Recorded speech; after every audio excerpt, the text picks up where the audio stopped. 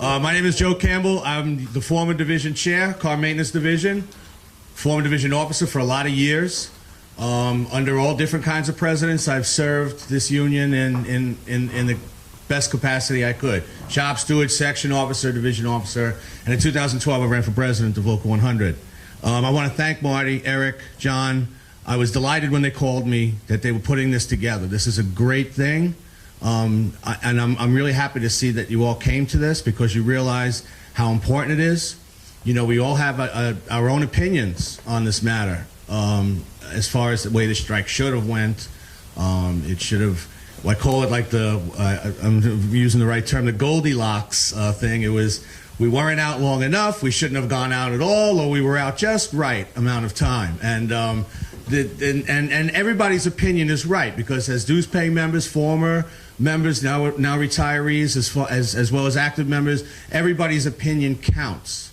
It means something as much as the next person's.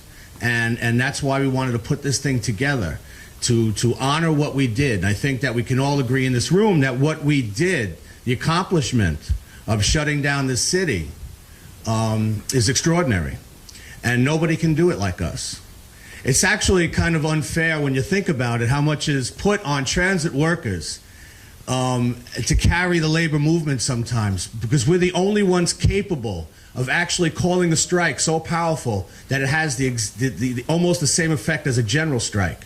Because when we strike, everything stops. It's as if everybody's striking.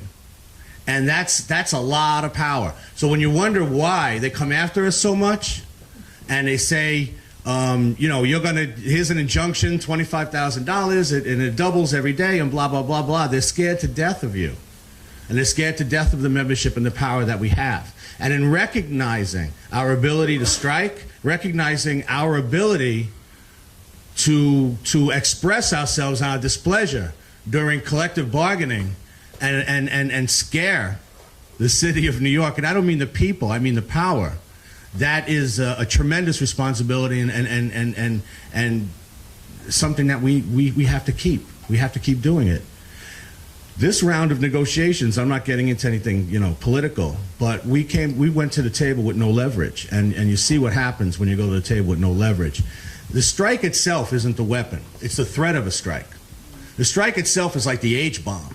You're better off with the H-bomb saying I'm going to use it than actually using it, okay? And that's probably a pretty bad analogy, but you know where I'm getting with that, is that the threat of a strike is our right as human beings, as outlined by the International Labor Organization of the United Nations, saying that it is a human right to withhold your work for the benefit of your collective bargaining, because you own your work. Your work is your property, and you can sell it as you see fit.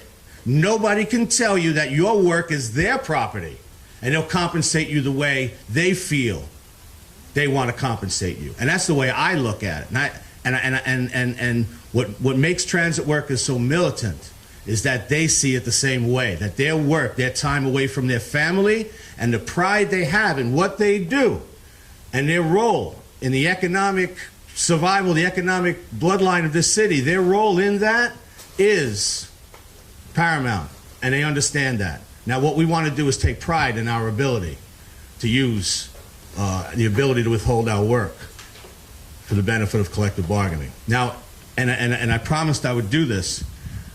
Neil Winberry is here, and he was the vice president of the private lines at the time, which became MTA Bus. Now, as we're recognizing the transit strike, we have to recognize their strike as well. They went out with us in 2005, but they've also had strikes over the last decade that led up to us being able to show, you know, that we meant business, militancy-wise, because they went out and did it. And I think in 2001, we did a 6-week strike. It was a 6-week strike.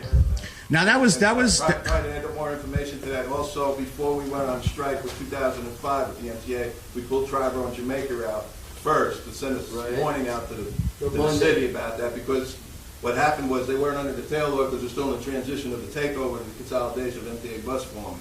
Right? We had all the other private companies already in to take over, and we had a tough time. Roger Toussaint, myself, and Ed Watt, we had a very tough time on trying to get this all together to pull the private sector together, because we're kind of separated, and the MTA kind of knew that, and then the governors all knew that, because they were afraid there was going to be a little separation, but we did pull it together eventually. It wasn't easy, but when we put the other companies out and we all went out together, I felt it was a good thing. It was something to very be proud of. Everybody, like Joe said, you heard a lot of different things, right? But I still think we cannot let this die. We need to teach the new members come in what the union's all about. I mean, I don't want to say any more than that. And of course, we all appreciate, what MTA Bus, now MTA Bus, but those private depots meant in furthering the message that there was solidarity and there was militancy, and we were going to use it. And it was a little bit of taste to go out that one day before. A little taste. This is what you're going to get. We're coming. We're going to do what we got to do.